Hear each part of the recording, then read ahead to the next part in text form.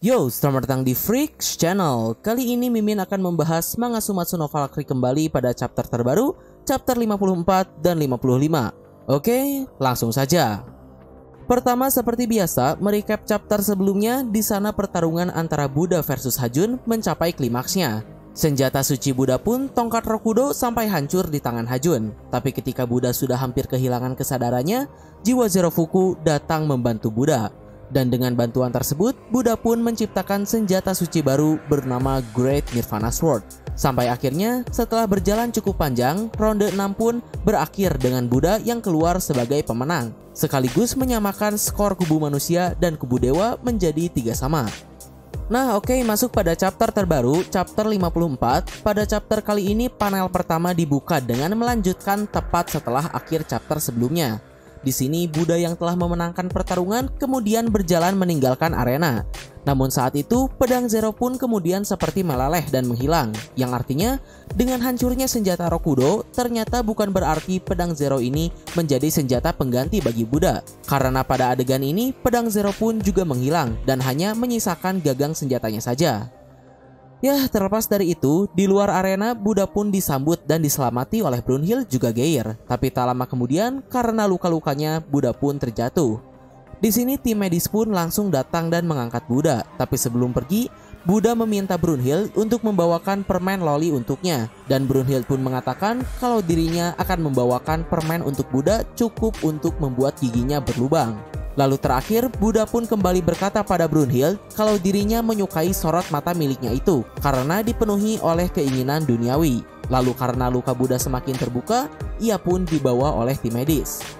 Di sisi lain, Brunhild hanya berterima kasih saja pada Buddha atas bantuannya di ronde 6 ini dan tidak membalas godaan Buddha tersebut. Berikutnya adegan pun berpindah menyorot pada Beelzebub. Di sini Beelzebub sedang membakar semua hal tentang catatan eksperimennya yang berhubungan dengan Hajun. Tapi kemudian Odin datang dan memperingatkan Beelzebub kalau dirinya tak akan mengizinkan siapapun untuk mengganggu pertarungan. Karena Odin telah lama menunggu untuk pertarungan ini. Mendengar hal tersebut, Beelzebub pun hanya membalas kalau ia penasaran dengan maksud perkataan Odin yang berkata kalau ia telah lama menunggu pertarungan ini. Namun sebelum kita mengetahui jawabannya, adegan pun berpindah kembali pada sisi Dewa Yunani. Mengetahui kalau skor mereka kini seimbang, belum lagi dengan fakta kalau Buddha mengkhianati mereka dan memenangkan pertarungan, Zeus pun benar-benar dibuat murka. Di sisi lain, Hermes mempertanyakan, dengan perginya Buddha, siapakah yang akan mengisi kekosongan di kubu para dewa? Lalu Zeus hanya menjawab kalau mereka bisa memilih siapa saja, karena Zeus tetap beranggapan kalau para dewa itu kuat. Mendengar perkataan Zeus, Hermes pun langsung menatap Ares, dan Ares juga balik menatap Hermes. Yap, di sini sang dewa perang merasa dirinya akan dipilih untuk pertarungan berikutnya. Tapi tentu saja, tidak seperti dewa lain yang selalu terlihat bersemangat, Ares hanya mengbadut seperti biasa. Ia gugup dan takut untuk melawan para manusia, karena selama berjalannya pertarungan, Ares melihat kalau para manusia ini jauh lebih kuat daripada yang ia bayangkan. Tapi di sisi lain, dirinya ini adalah dewa perang. Mundur dari pertarungan sudah jelas akan melukai harga dirinya. Dan ketika Ares dengan berat hati bersiap untuk mengajukan dirinya, Hades langsung berkata kalau dirinya lah yang akan maju. Mendengar hal itu, Hermes, Ares, dan Zeus pun dibuat terkejut. Karena tidak biasanya, Hades bersedia untuk ikut rusuh dalam keributan ini. Tapi Hades pun menampik semua dugaan tersebut dan berkata kalau alasan ia ikut bertempur ini adalah demi membalaskan kematian adiknya, Poseidon. Di sini Hades juga menghancurkan aksesoris yang ada di matanya, yang sepertinya benda tersebut bukanlah benda untuk menahan kekuatan Hades ataupun kekuatan yang berhubungan dengan matanya, melainkan tidak lebih hanya sekedar aksesoris saja, dan chapter pun berakhir di sana. Berikutnya masuk pada chapter 55. Di sini setelah Hades mengatakan niatnya itu, adegan pun menyorot kembali pada Brunhild dan Geir, di mana mereka sedang menuju ke ruang pemilihan. Di perjalanan mereka juga membicarakan tentang Buddha. Meskipun luka yang dialaminya cukup parah, tapi dikonfirmasi kalau Buddha tetap dapat sembuh. Sampai akhirnya mereka pun tiba di ruangan. Namun sesampainya di sana, tak diduga ada Brunhild yang lain di ruangan tersebut. Sementara Geir dibuat terkejut, Brunhild mengetahui siapa orang itu, yang tidak lain dan tidak bukan, orang tersebut adalah Michel Nostradamus. Yap, di sini penampilan Nostradamus jauh dari kata sangar ataupun ikemen seperti karakter-karakter yang telah ditampilkan sebelumnya. Di sini Nostradamus memiliki penampilan yang sangat muda dan juga menjebak. Tapi terkait dengan itu, Mimin ingatkan kembali para manusia yang menjadi petarung dalam Ragnarok ini dibangkitkan dalam kondisi puncaknya, yang artinya meskipun Nostradamus memiliki penampilan seperti bocah lemah, tapi di saat yang sama di wujud itulah Nostradamus berada di puncak kekuatannya. Lalu berikutnya Nostradamus pun dengan iseng memprediksi kalau kubu dewalah yang akan menang. Tentu mendengar hal tersebut dari Nostradamus yang dikenal sebagai peramal terhebat, Brunhild dan Geir pun dibuat sedikit terhentak. Tapi di tengah keheningan tersebut, Nostradamus kembali tertawa seakan mengisyaratkan kalau itu hanya bercanda saja. Ingat, di sini Nostradamus seakan bercanda, namun tidak ditegaskan apakah Nostradamus betulan bercanda atau tidak. Tapi terlepas dari itu, di sini meskipun Brunhild dibuat kesal, ia pun memaklumi hal tersebut karena menurut Brunhild, Nostradamus ini sangatlah kuat. Berikutnya di tengah pembicaraan mereka, kemudian terungkap juga kalau Nostradamus ternyata berasal dari dunia bawah. Menurut Brunhild, alasan mengapa Nostradamus bisa jatuh ke dunia bawah karena dirinya melanggar kontraindikasi para dewa. Kontraindikasi sendiri adalah suatu kondisi yang berfungsi untuk mencegah keadaan berbahaya. Yang dalam kasus ini dijelaskan seperti yang kalian tahu, di manga SNV ini ada 3 dunia. Yang pertama dunia para dewa, Valhalla. Kedua dunia para manusia, Midgard. Dan ketiga dunia bawah, Helheim. Dahulu kala pernah terjadi perang antara dunia bawah dan dunia para dewa. Lalu untuk menghentikan perang tersebut dibangunlah sebuah gerbang di masing-masing sisi. Gerbang kegelapan berada di sisi Valhalla, sementara gerbang pelangi berada di Helheim. Lebih jelasnya ini tuh ada satu gerbang, tapi ada 2 sisi yang berbeda, di Helheim dan di Valhalla. Lalu gerbang tersebut juga dibangun dengan tujuan untuk melarang invasi satu sama lain. Mereka yang melewati gerbang tersebut tak akan pernah bisa kembali ke sisi lainnya, kecuali dewa-dewa kuat kelas pertama seperti Odin, Zeus, Sipa, dan Hades. Mereka cukup kuat untuk bisa bolak-balik di antara dunia tersebut. Nah, lalu dengan semua informasi itu, lantas kondisi apa yang dilanggar oleh Nostradamus hingga membuatnya jatuh ke dunia bawah? Jawabannya, karena Nostradamus menghancurkan gerbang tersebut. Tapi Nostradamus juga bilang kalau sebenarnya ia baru menghancurkan setengahnya saja, karena dirinya keburu dihentikan. Sayangnya di sini tak diketahui kapan Nostradamus menghancurkan gerbang tersebut dan siapa yang menghentikannya. Ya mungkin cepat atau lambat akan diungkapkan juga. Selanjutnya di sini Nostradamus pun bertanya untuk gilirannya. Namun Brunhild menjawab kalau gilirannya masih lama karena ini masihlah bukan waktu yang tepat untuk mengeluarkan kartu Joker mereka. Yap, Joker yang dimaksud di sini adalah Nostradamus. Jadi dengan semua informasi tersebut sebenarnya sekuat dan sehebat apakah Nostradamus ini?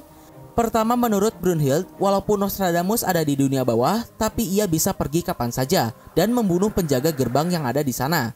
Mengingat kalau hanya para dewa kelas pertama saja yang bisa melewati gerbang tersebut, sudah jelas kalau seharusnya Nostradamus ini sekuat mereka, seperti Odin, Zeus, dan kawan-kawannya. Belum lagi dengan perkataan Brunhild yang menyebutnya sebagai Joker, ditambah sepak terjangnya menghancurkan gerbang pembatas 2 dunia, jadi sudah pasti perkataan Brunhild sebelumnya yang menyebutkan kalau Nostradamus ini sangatlah kuat, sepertinya bukan bualan semata. Tapi terlepas dari semua itu, tetap kita harus menunggu kebenarannya. Apakah Nostradamus memang sekuat itu? Dan sebenarnya seperti apa kekuatan yang dimilikinya itu? Hingga Brunhild menyebut Nostradamus sebagai kartu Joker mereka. Ya, lalu berikutnya, kemudian Brunhild pun mendapat kabar kalau yang akan bertarung di ronde ke-7 ini adalah sang raja dunia bawah, Hades. Mendengar kabar tersebut, menurut Geir tak ada satupun manusia yang bisa melawan sang raja dunia bawah tersebut. Namun Brunhild berkata, ada satu orang. Ketika mata dibalas mata, gigi dibalas gigi, maka raja dibalas raja. Dan yap, manusia yang akan dikirim untuk melawan sang raja dunia bawah adalah sang penguasa daratan Cina, raja dari para raja, Qin Shi Huang. Di sisi lain saat ini arena sendiri sudah disiapkan dengan tema dunia bawah. Sementara itu, Ares berkata kalau kemenangan Hades sudah ditentukan. Namun Hermes justru cukup khawatir pertarungan tidak akan berjalan semulus itu. Karena seperti yang kalian tahu, di setiap ronde pertarungan, kubu manusia selalu melampaui ekspektasi kubu para dewa. Nah, selanjutnya adegan pun menyorot pada Qin. Di sini Qin Shi Huang dengan santainya berjalan sembari menghancurkan tembok-tembok untuk mencari ruang tunggu. Sampai akhirnya Qin Shi Huang pun nyasar ke tempat VIP, di mana para dewa Yunani berada. Setelah sebelumnya Qin digadang-gadang berkhianat, ternyata Qin Shi Huang hanya nyasar saja. Di sisi lain, Qin pun dengan santainya berjalan melewati Hermes dan Ares, lalu duduk di kursi milik Hades. Mempertanyakan orang tersebut, Ares dan Hermes pun mengira kalau Qin adalah penonton dari kubu manusia yang tersesat.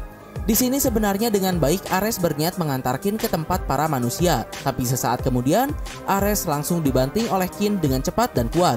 Bahkan di sana Qin tidak bergerak sedikit pun. Melihat hal itu, Hermes pun dibuat cukup terkesan dan menghampiri Qin. Namun Qin Shi Huang berkata kalau Hermes terlalu tinggi. Lalu ia pun melanjutkan layaknya sang Buddha dengan keangkuhan tertinggi. Qin Shi Huang pun berkata, dimanapun aku berada, dimanapun aku duduk, itu akan menjadi singgasanaku. Dan Qin Shi Huang pun menyuruh Hermes untuk berlutut di hadapan sang raja.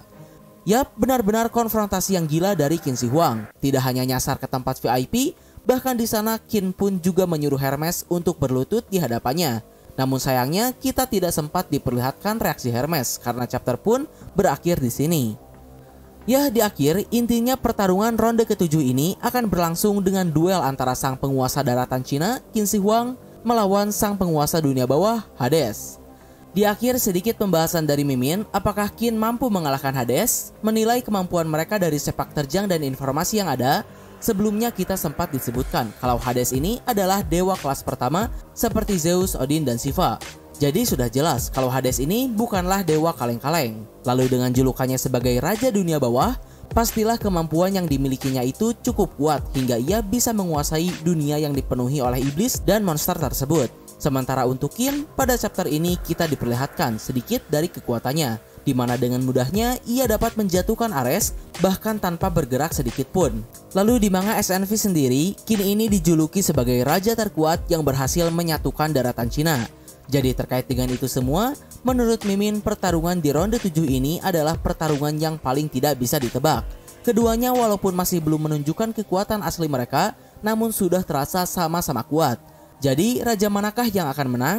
Jika kita menggunakan teori aurat yang sejauh ini masih ampuh, dilihat dari pakaian mereka walaupun sama-sama tertutup, tapi Qin Shi Huang lah yang lebih terbuka. Dan itu mengartikan kalau Qin lah yang akan mampus duluan. Namun terlepas dari teori tersebut, untuk ronde ke-7 ini, Mimin sendiri sih memegang Qin Shi Huang untuk pemenang di ronde 7 ini. Karena jika Qin menang, maka kubu manusia akan unggul. Dan setelah itu, sepertinya kubu manusia akan kembali terbantai. Jadi bagaimana menurut kalian? Siapakah yang akan menang di ronde 7 ini? Nah, mungkin kurang lebih itulah pembahasan manga Sumasu no Valkyrie pada chapter terbaru ini. Mohon maaf untuk kesalahan dan kekurangannya. Like, share, subscribe kalau suka.